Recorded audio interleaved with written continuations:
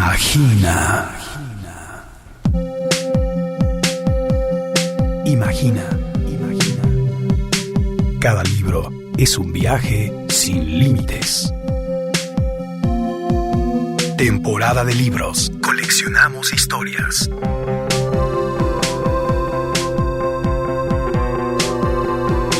Hoy en temporada de libros, Gonzalo Celorio y Mentideros de la Memoria. Aunque sea un libro de memorias, es paradójico porque el protagonista de este libro no es el escritor, sino son aquellos escritores de los que el autor habla.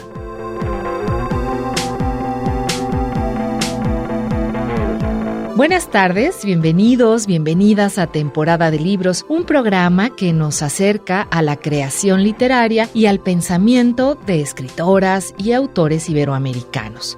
Yo soy Verónica López García y en compañía de Juan Carlos Castillo, productor de este programa, y del ingeniero Raúl Peguero en cabina de grabación, le invitamos a la conversación que tendremos con el escritor mexicano Gonzalo Celorio sobre su más reciente publicación, Mentideros de la Memoria.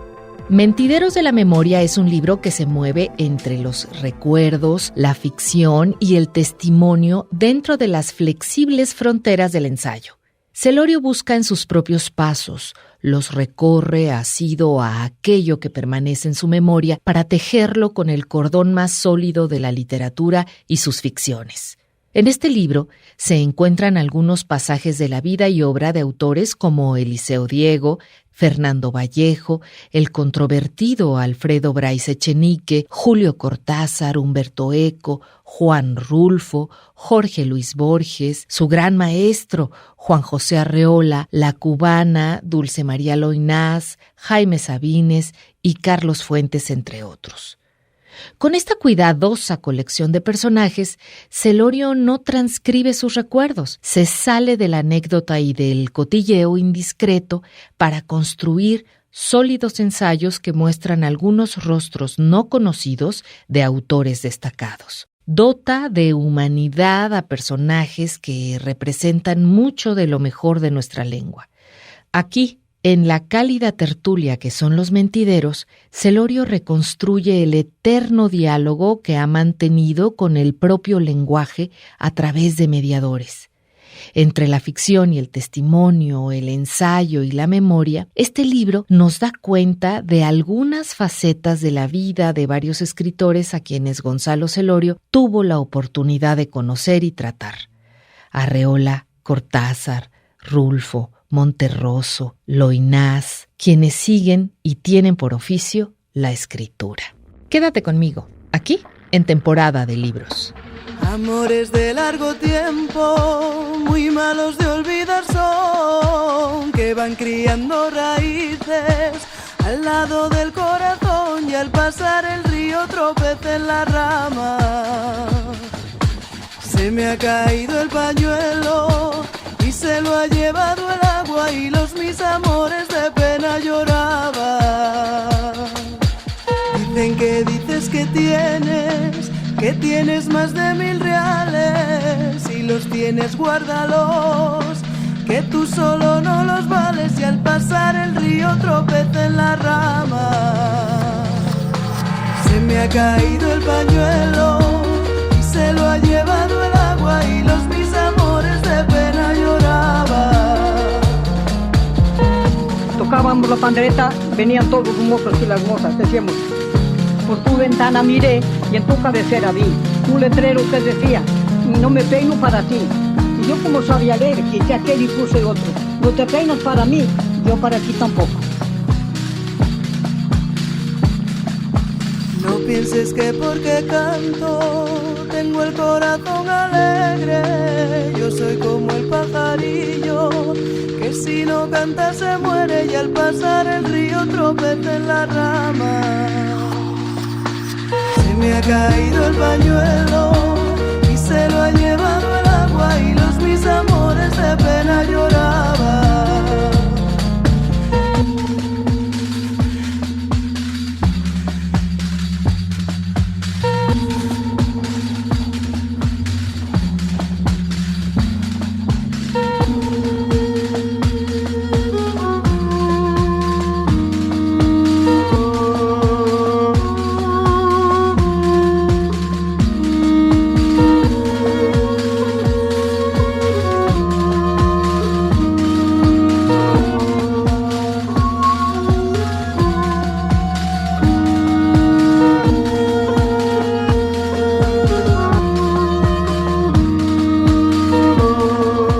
escuchamos a la banda Casapalma con Amores de largo tiempo. Amores de largo tiempo, muy malos de olvidar son, que van criando raíces al lado del corazón y al pasar el río tropeza en la rama. Se me ha caído el pañuelo y se lo ha llevado el agua y los mis amores de pena lloraban.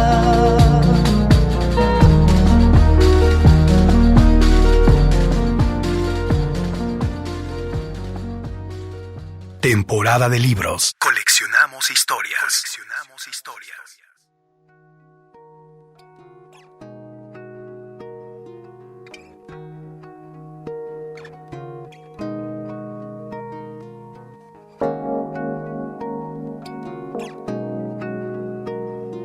Gonzalo Edmundo Celorio y Blasco nació en la Ciudad de México en 1948. Obtuvo la licenciatura en Lengua y Literatura por la Universidad Nacional Autónoma de México y el doctorado en Literatura Iberoamericana. En la actualidad es profesor de Literatura Hispanoamericana en la Facultad de Filosofía y Letras de la UNAM e imparte la cátedra extraordinaria Maestros del Exilio Español. Celorio ha dictado cursos en el Colegio de México, la Universidad Iberoamericana y el Instituto Politécnico Nacional. Ha sido investigador del Centro de Estudios Lingüísticos y Literarios del Colegio de México y director de literatura del Instituto Nacional de Bellas Artes, así como coordinador de difusión cultural de la UNAM y director de la Facultad de Filosofía y Letras de la misma casa de estudios. Gonzalo Celorio es miembro de número de la Academia Mexicana de la Lengua, de la Real Academia Española y de la Academia Cubana de la Lengua. Es miembro del Sistema Nacional de Creadores de Arte desde 1994 y del Consejo Consultivo de la Cátedra Alfonso Reyes del Instituto Tecnológico y de Estudios Superiores de Monterrey. En 1986, Celorio recibió el Premio de Periodismo Cultural otorgado por el Instituto Nacional de Bellas Artes, por Los subrayados son míos.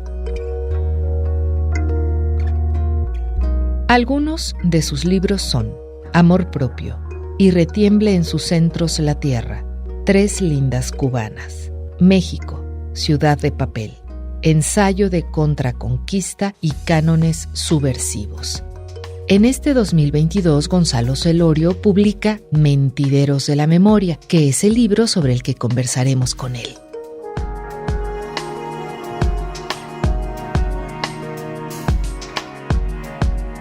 Con gusto le doy la bienvenida a Temporada de Libros al escritor Gonzalo Celorio, que llega pues con una buena nueva a nosotros, que son estos Mentideros de la memoria, un libro que recupera algo de lo mucho que han dado en el ámbito literario. Pues además de felicitarte por este volumen, cuya lectura he disfrutado, me gustaría que habláramos de esos mentideros en los que tú has caminado y has tenido la oportunidad de conocer, de discutir, de crear con otros autores. Sí, bueno, la palabra mentidero puede tener una connotación actual de tergiversación de la realidad o de mentira, pero originalmente esta palabra se refiere a una plaza pública donde hay conversaciones. Estas conversaciones generalmente implicaban cierta actitud especulativa y de ahí que en la actualidad la palabra mentidero no nada más se refiere a estas conversaciones, sino también a una cierta especulación ficcional de lo que puede ocurrir. Se dice en los mentideros de la política ha trascendido que fulano de tal va a postularse para candidato a tal gubernatura o cosas así. Utilicé esta palabra porque efectivamente lo que reúno en este volumen son una serie de conversaciones, tienen cierto sentido especulativo, muchas de ellas están tocadas por la ficción narrativa, a propósito de varios escritores, como tú dices, Verónica, que he tenido el privilegio, la fortuna de tratar a lo largo de ya mi vida bastante larga. Hablo aquí entonces de mi relación con escritores como Jaime Sabines, como Juan Rulfo, Augusto Monterroso, Alfredo Bryce Echenique, Carlos Fuentes, Gabriel García Márquez, etc. En algunos casos esta relación fue meramente pasajera. No vi alguna vez a Borges, pero no tuve contacto con él. Y en otros casos la relación fue muy estrecha, como fue el caso de mi relación con Juan José Arriola, de quien fui alumno en la Universidad Nacional a principios de los años 70, y con otros, bueno, pues hay muchos elementos ficcionales. Fui cercano a Augusto Monterroso, a Alfredo Bryce Echenique, pero lo que quiero decir es que este libro es un libro híbrido en donde hay elementos testimoniales, memorísticos, otros son más o menos ficcionales, pero lo importante es, quizás, y esa es su singularidad, no es un libro, aunque sea un libro de memorias, es paradójico porque el protagonista de este libro no es el escritor, sino son aquellos escritores de los que el autor habla. Temporada de libros. Lecturas bajo la lluvia. Volvemos.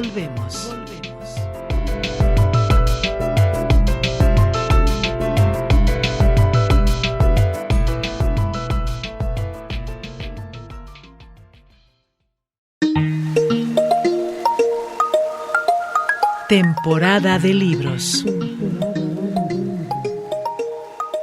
Lecturas con música de olas.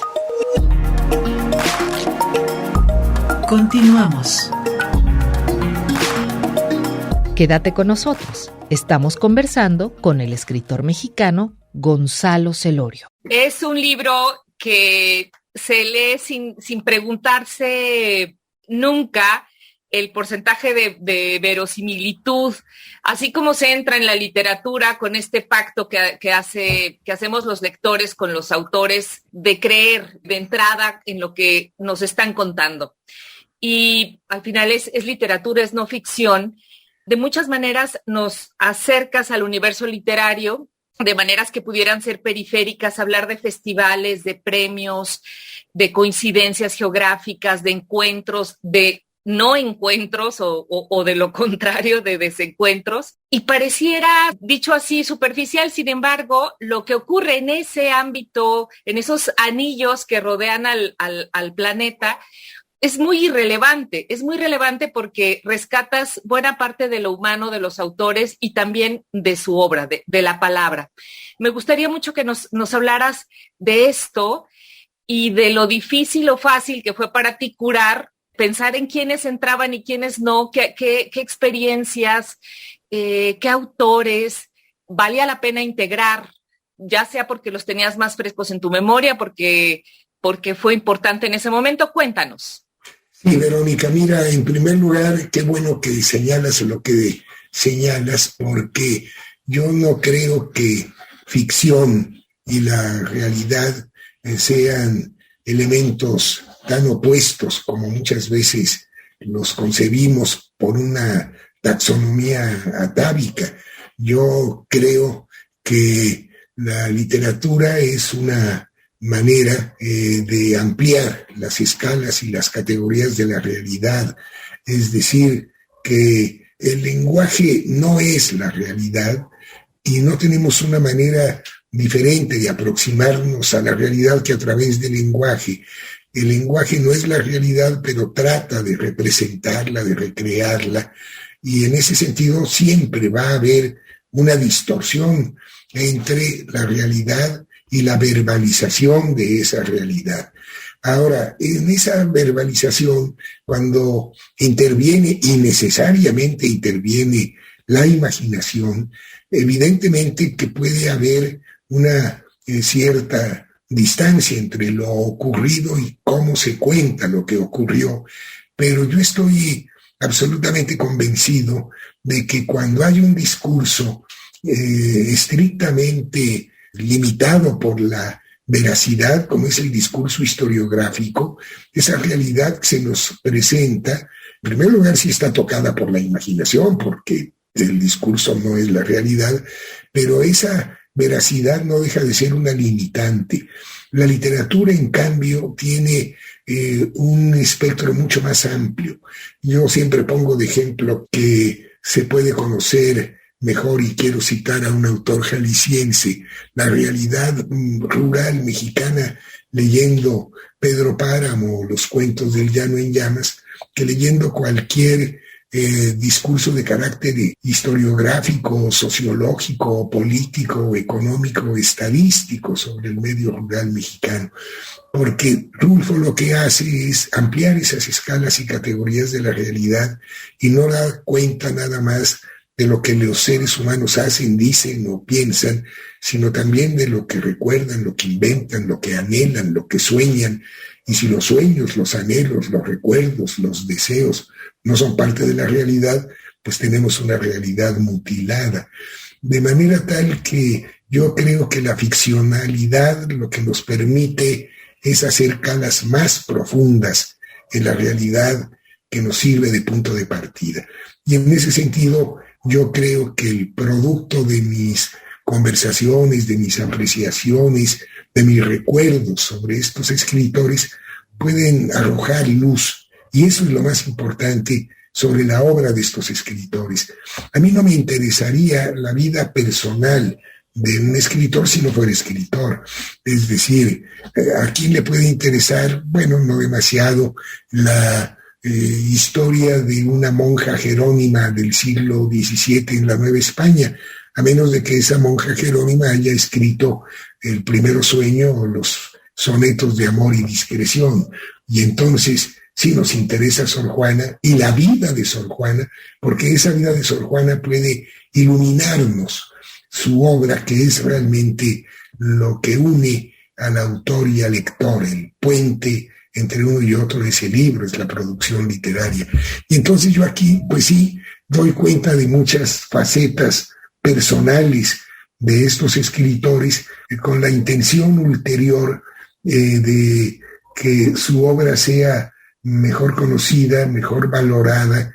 Y creo que este es un libro, finalmente es como una autobiografía de lecturas o de relecturas de escritores a los que no nada más tuve, como decía, la oportunidad privilegiada de tratar, sino, y esto es lo más importante, de leer y de releer a lo largo de más de medio siglo de manera sostenida. Desde que fui designado director del Fondo de Cultura Económica el Día de la Virgen de Guadalupe del último año del siglo XX, abrigué la esperanza de devolver la obra de Juan Rulfo a su casa primigenia. Me parecía una pena que el gran escritor mexicano no estuviera incluido en el catálogo vivo de la editorial que había publicado por primera vez El Llano en Llamas en 1953 y Pedro Páramo en 1955 en la colección Letras Mexicanas. Con el ferviente deseo de recuperar para el fondo tan valiosas obras, Hernán Lara Zavala, que había asumido el cargo de gerente editorial, y yo hicimos las dilatadas gestiones del caso para conseguir una entrevista con Clara Aparicio, viuda de Rulfo y heredera de sus derechos de autor. A la cita, que se llevó a cabo en su casa, concurrieron los hijos del escritor, Claudia Berenice, y los tres Juanes, Juan Francisco, Juan Pablo y Juan Carlos. También estuvo presente el arquitecto Víctor Jiménez, presidente de la Fundación Juan Rulfo, quien no solo velaba por los derechos de autor que usufructuaba la familia, sino que sancionaba, hasta donde le era posible, las publicaciones referidas a la vida y obra del escritor. El ambiente no favoreció nuestra petición. Se percibía un aire enrarecido, como si nos hubiéramos adentrado en alguno de los cuentos de Arnulfo. Las palabras no lograban abrirse paso entre el recelo y la desconfianza que percibíamos en nuestros interlocutores. De la mejor manera que pudimos, Hernán y yo expusimos el interés del fondo en que la obra de Rulfo volviera a la casa que lo vio nacer, pero no obtuvimos ninguna respuesta. La viuda pasaba de un silencio embarazoso a unas frases evasivas que postergaban la respuesta. Acabó por delegar en sus hijos la posición de la familia al respecto, pero ellos fueron tan esquivos como lo había sido la madre, quien finalmente atendió nuestra solicitud, aunque de manera muy desconcertante para nosotros, pues no se pronunció ni en favor ni en contra de ella, fue el arquitecto Jiménez. La intervención de Víctor Jiménez nos confundió a Hernán y a mí. En lugar de contestar afirmativa o negativamente a la solicitud que planteamos a la señora Aparicio, condicionó la respuesta a que el fondo le devolviera a la familia los originales de ambas obras que Rulfo le había entregado. La devolución de los originales, pues, sería condición necesaria para estudiar la posibilidad de que la obra de Rulfo pudiera eventualmente ser restituida al catálogo de la editorial. Fragmento del texto Rulfos.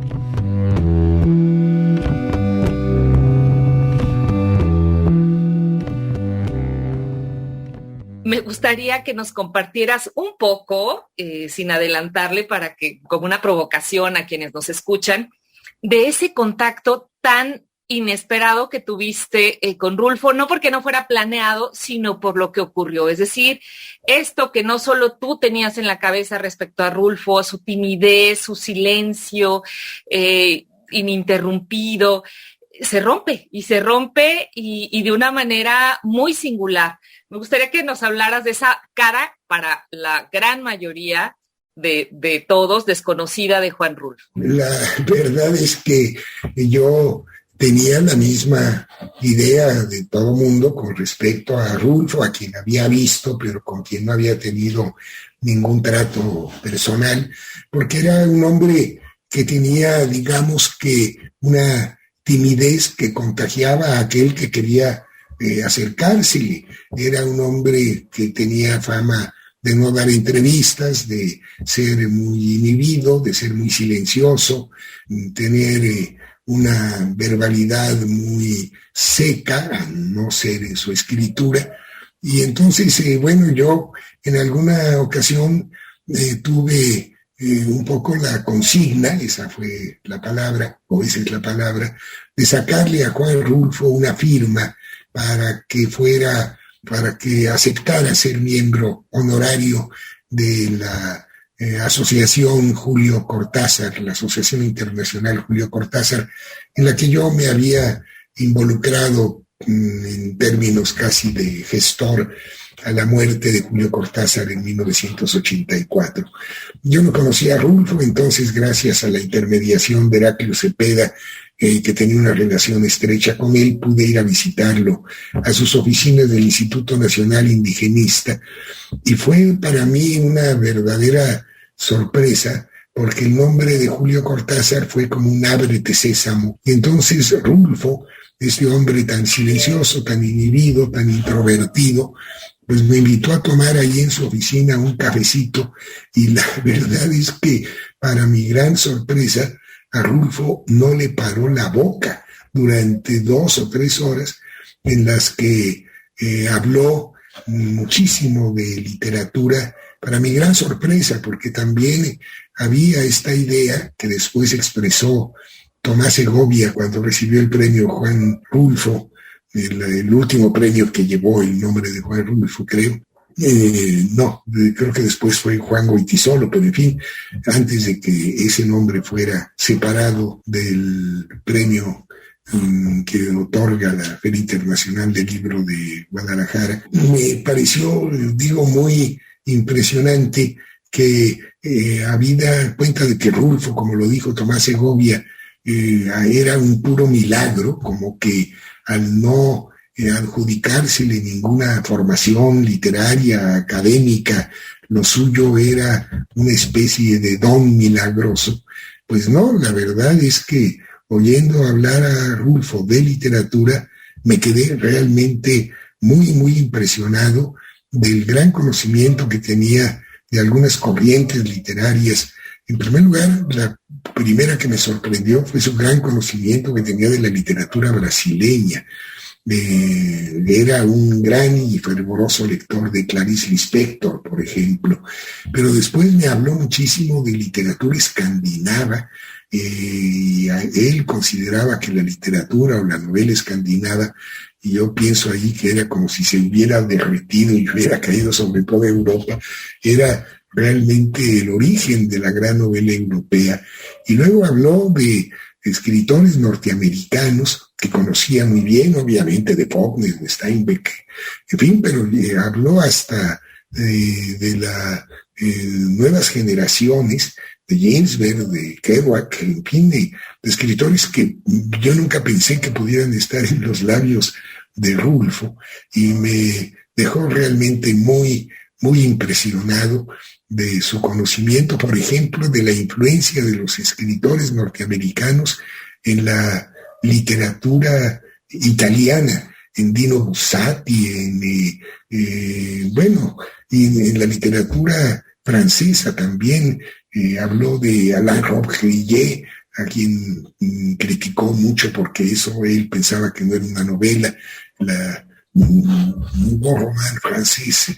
Entonces, pues me dejó realmente muy impresionado de sus conocimientos literarios y de su verbalidad.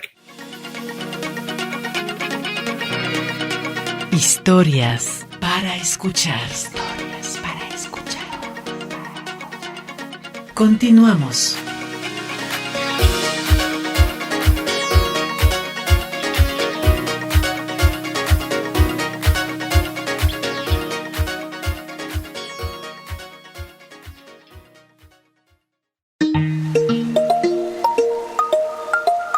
Temporada de libros.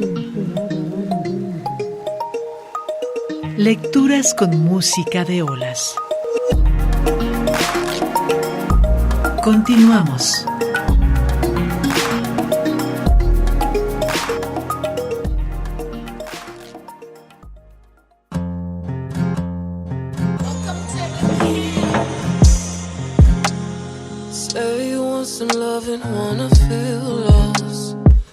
La cantante estadounidense Tanner interpreta Good Good.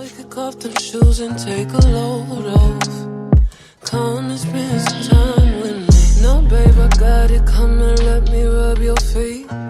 No, babe, I got it, do you want something to eat? I know you're tired, it's been one hell of a week, and everything you need is on me. I'ma make you feel good, baby. Yeah. Let's wash off your day and get it right. I'ma make you feel good, baby.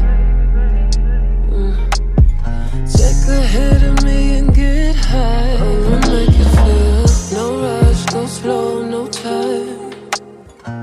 No lows, no clothes, just vibes.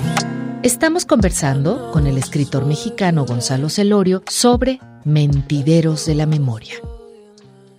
Hay dos apartados que particularmente llamaron mi atención por lo conmovedores que resultan.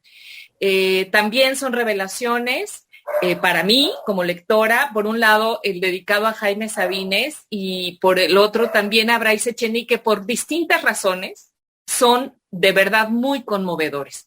Me gustaría que hablaras un poco de estos dos pasajes, de estos dos grandes autores y de lo que podemos encontrar un poco. El libro se abre con un recuerdo de un compañero mío de la preparatoria, estoy hablando de 1964, hace ya muchísimos años, que fue Jaime Sabines, hijo. Este texto se llama Algo sobre la muerte del menor Sabines, un poco en términos comparativos con el gran poema del poeta chapaneco, Algo sobre la muerte del mayor Sabines. Aquí es el menor Sabines porque era un hijo que tuvo el poeta chapaneco al margen del matrimonio. Y este muchacho había heredado realmente de su padre el gusto por la poesía, por la literatura, y en ese sentido nos hermanábamos en la preparatoria, hicimos teatro juntos. Él vivía entonces en circunstancias, digamos que muy limitadas o muy adversas para su propia vocación, porque él era hijo de una sirvienta, de una lavandera, que de manera totalmente casual había trabajado en la casa de mis suegros. La madre se había casado finalmente con un hombre que tenía problemas serios de alcoholismo, tenía 3 medios hermanos, nunca me invitó a su casa, seguramente vivía en condiciones muy humildes, pero tenía una gran vocación literaria, una gran calidad poética. Además, leía y nos juntábamos a leer nuestros textos respectivos y leía con una voz exacta la de su padre, que yo había escuchado con mucho fervor en el disco de Voz Viva de México, donde el poeta, hablaba de la tía Chofi y tenía el poema de los amorosos, en fin. Lamentablemente este muchacho se malogró, tuvo también problemas muy, muy serios con el alcoholismo y en un momento dado decidió terminar su propia vida. Se arrojó de un automóvil en movimiento en la carretera vieja de Cuernavaca a México y fue arrollado por un autobús.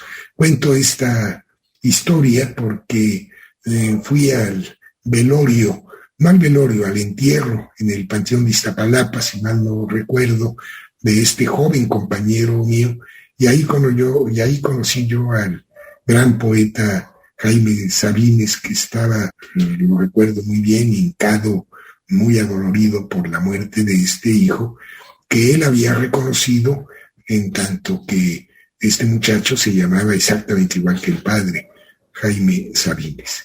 Esa es una historia.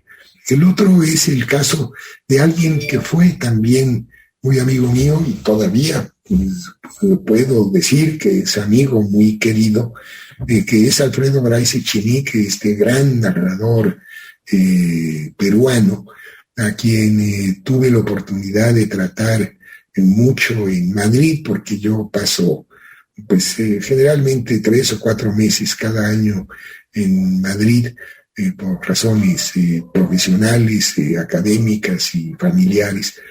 Tuve una relación muy, muy estrecha con él.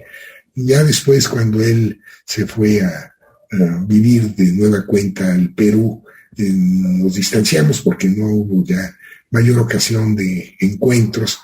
Y bueno, yo viví con Bryce Echenique sus problemas de alcoholismo también, un alcoholismo galopante, muy fuerte. Lo vi infinidad de veces en México, en Perú, en Argentina, en Madrid. Cuando él ganó el premio de la Feria del Libro de Guadalajara, ya había sido acusado, pero fue confrontado por los plagios que le habían imputado, y él no reconoció estos plagios.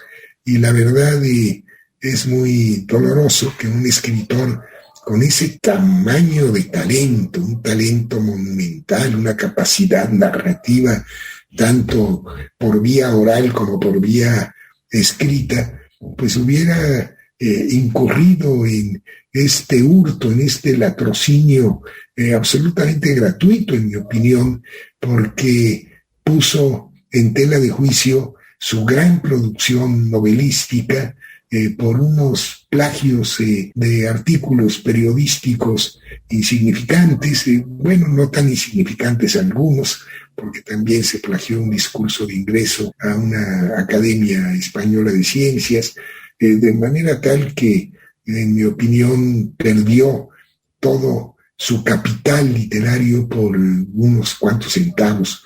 No me refiero en términos literales a la palabra centavos. Muy doloroso, sobre todo porque no reconoció estos plagios, porque acusó más bien a quienes a su vez lo acusaban, y porque además, recibió un premio de $150,000, no es un monto pequeño, y que además provenía fundamentalmente de dineros públicos, y descalificó absolutamente a quienes creo que con razón criticaban que se hubiera otorgado un premio a un escritor que había cometido estos plagios. Y yo no lo juzgo, Lo que hago es confrontar su propio pensamiento, su propia obra, expresado en sus memorias, que él llama antimemorias, y su conducta. Y ahí vemos que él es un gran reivindicador de la mentira como ficcionalización, como le estoy diciendo en este texto, o lo comentamos ahora. Recuerdo de ese libro estupendo de Vargas Llosa que se llama La verdad de las mentiras. Una cosa es la mentira, que él pondera siguiendo incluso a Oscar Wilde, y otra cosa es el engaño, el fraude, la trampa, la estafa. Yo fui invitado en mi condición de asesor literario de la FIL a la conferencia de prensa que tendría lugar en el Hotel Hilton de Guadalajara, en la que se daría a conocer con suficiente antelación, 3 meses antes de la inauguración de la feria y de la entrega formal del premio, el nombre del ganador de ese año. Desde que me enteré del veredicto, antes de que se hiciera público, me preocupé mucho, pues sabía de las acusaciones de plagio y de la multa que pesaba sobre Bryce. Pero cuando me encontré con los miembros del jurado en el vestíbulo del hotel, poco antes de la rueda de prensa, no sentí que compartieran mi inquietud. Una vez dada a conocer en los medios la adjudicación del Premio Phil de Literatura en Lenguas Romances al escritor peruano Alfredo Bryce Echenique, las críticas del fallo del jurado no se hicieron esperar.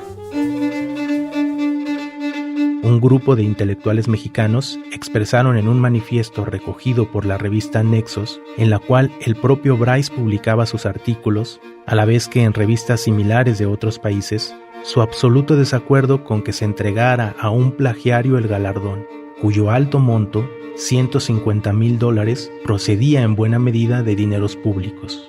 En la propia revista se documentaron 19 plagios, presentando el original seguido de la versión de Bryce, que eran prácticamente idénticos. Héctor Aguilar Camín, director de la revista y amigo de Bryce, tuvo que asumir una posición clara al respecto, y no le quedó más remedio que hacer esta declaración general, aunque omitió mencionar el nombre particular del plagiario. El plagio propiamente dicho, el robo intelectual, es inaceptable. Fragmento del texto Gracia y desgracia de Alfredo Bryce Echenique.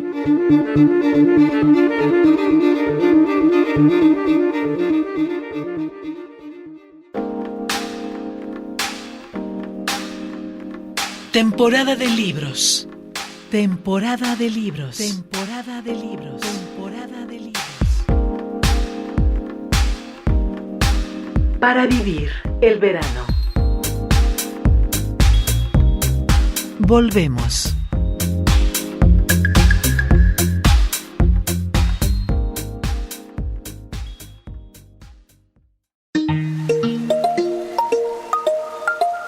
Temporada de libros. Lecturas con música de olas. Continuamos.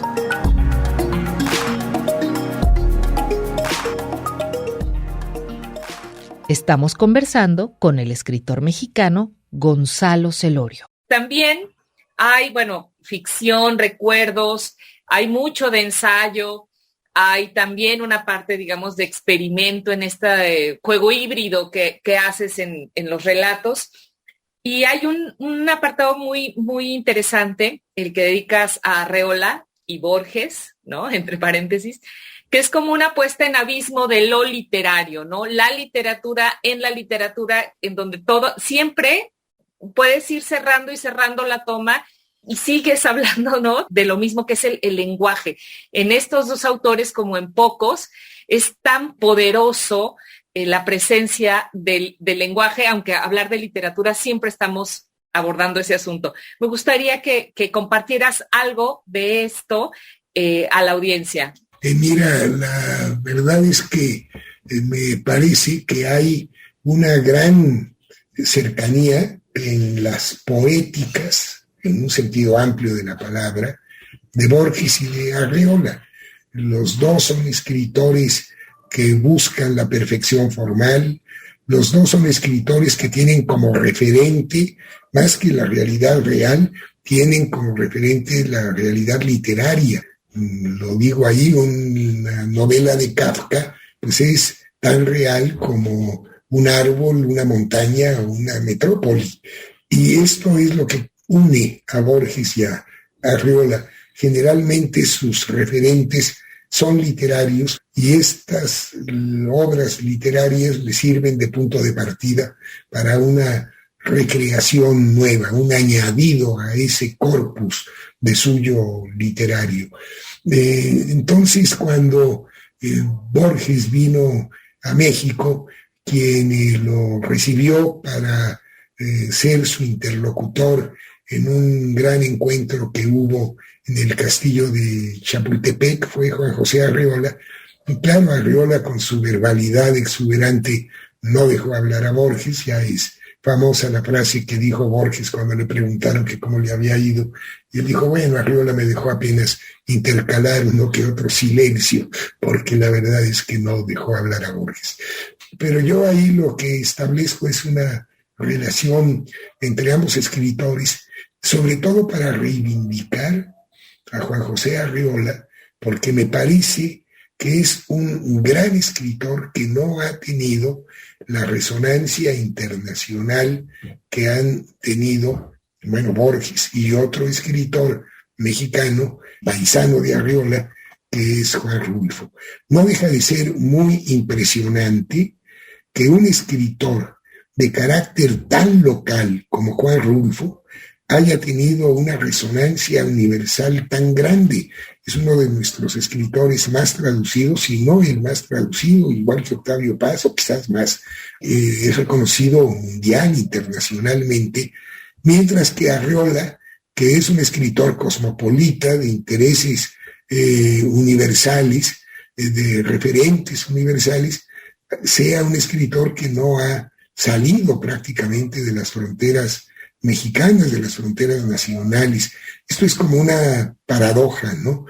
Y bueno, yo lo que quiero decir es que a diferencia de Borges, que es conocido universalmente, quizás sea el escritor de lengua española, el escritor contemporáneo, digamos, el contemporáneo también en un sentido un poco amplio, más conocido de la lengua española, mientras que Arriola, con quien tiene estas afinidades que yo señalo, pues no es conocido fuera de México. Entonces, yo lo que quería en este texto es realmente reivindicar y potenciar la importancia y la valía de un escritor como Juan José Arriola, a quien no nada más quiero porque fue mi maestro y a quien le debo tanto porque sus cursos eran realmente muy estimulantes. Yo creo que yo no sería escritor de no ser por Juan José Arriola.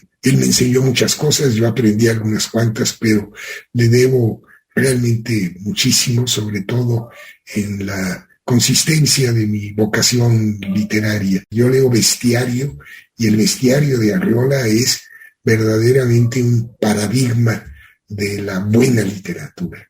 Nos dejas muchas encomiendas y muchas entusiastas razones por las cuales volver a autores que hemos leído, aventurarnos en algunos que desconocemos, que aún no están en nuestra biblioteca personal.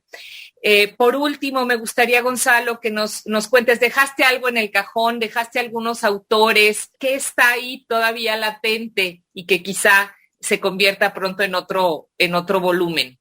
Es un volumen que estoy escribiendo, que voy muy adelantado, que tendrá por título una definición de Borges sobre la memoria, que sirve curiosamente de epígrafe a estos mentideros, que es una definición maravillosa de la memoria.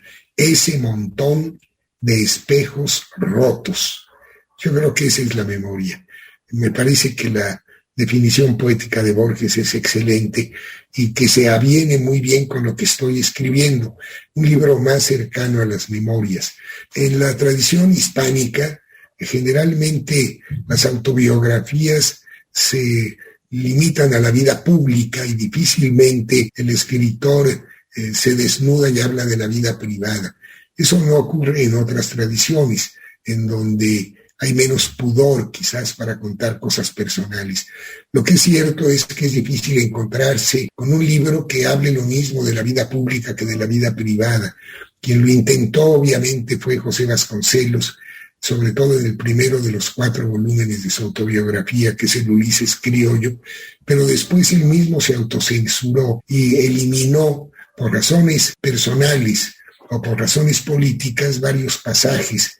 Yo estoy tratando ahora de entreverar estas dos modalidades, también en una hibridez que creo que es lo que caracteriza mi obra literaria, de vida privada y de vida pública. Uno de los grandes capítulos es el de mis maestros, pero hablo también de aquellos maestros que no fueron sin aula. Ya tengo muy adelantadas las figuras para mí muy importantes de don Edmundo O'Gorman, por ejemplo, que fue un gran historiador y que yo considero mi abuelo académico porque fue el maestro de mis maestros y con quien al final de su vida, durante los últimos 16 años, tuve una relación muy, muy estrecha, en donde estoy hablando pues de mis mayores. Este es un reconocimiento del alumno a estos mayores, aunque haya sido un alumno sin clase. Hablo también de don Rubén Bonifaz Nuño, de Sergio Fernández, en fin, de personalidades muy importantes, porque pues es también parte de mi biografía intelectual, digamos, ¿no? Y al lado de esto hablo de otras cosas más personales que se van entreverando, de asuntos amorosos, de asuntos de viajes, de asuntos de trabajo. Es que yo creo que ya estoy aproximándome a la edad de la recapitulación, de la relectura. En el fondo hay una palabra que me gusta mucho por su ambivalencia, que es la palabra inventario. Inventario que tiene dos connotaciones, ¿no? La connotación de hacer cuentas, de saber qué tienes en tu haber, cuáles son tus existencias, ¿no? Pero también inventario de inventar, como el confabulario de Arreola, ¿no? Un inventario. Estoy en la edad del inventario. Temporada de libros. Coleccionamos historias. Llegamos al final de nuestro encuentro sonoro. Deseo que hayas disfrutado de esta temporada de libros y de nuestro invitado, Gonzalo Celorio, con quien conversamos sobre su libro Mentideros de la Memoria. Te invito a que cada miércoles en punto de las 4 de la tarde nos acompañes en nuevos viajes. Puedes encontrar información sobre nuestro programa en la página de Facebook Temporada de Libros. Conéctate y síguenos la pista. También puedes descargar nuestro podcast en www.podcast.udg.mx. A mí me encuentras en Instagram como veronica.pres con doble S. Soy Verónica López García y te deseo un gran día y mejores lecturas.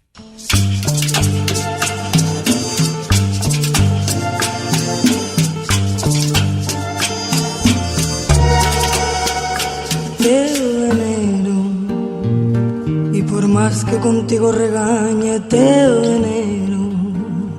No me das nada más que disgustos, pero te quiero.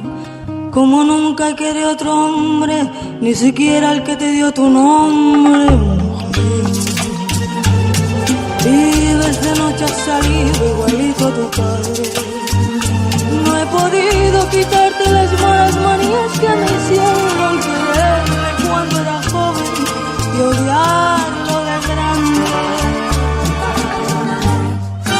Fueras perdiendo y dejarte caer, que sigas mintiendo, que lo vas a dejar. No sabes diferenciar la mentira y la verdad. Te tiembla la voz al hablar. Para que ese veneno no te mate y no te abandone. Para que ese juez te perdone aunque yo no sé, que yo no sé. Para que ese veneno no te mate y no te abandone. Para que ese juez te perdone aunque yo no sé. A quien quiero mentir estoy distinto. 15 años en el juego, no estoy limpio. Me aprovecho si no saben como en Wall Street. Por debajo de la mesa como a Clinton. Soy una niña caprichosa Paris Hilton. He faltado a casi todos mis principios, pero a toda mi familia la he traído aquí, y eso lo aprendí de ti. Nunca me perdonaré que te fueras perdiendo y dejarte caer, que te sigas mintiendo, que lo vas a dejar. No sabes diferenciar la mentira y la verdad. Te tiembla la voz al hablar. Para que cambie tu camino, yo intentaré perdonarte. Solo tú eres un niño. Rita Payés canta de veneno. Porque te quiero.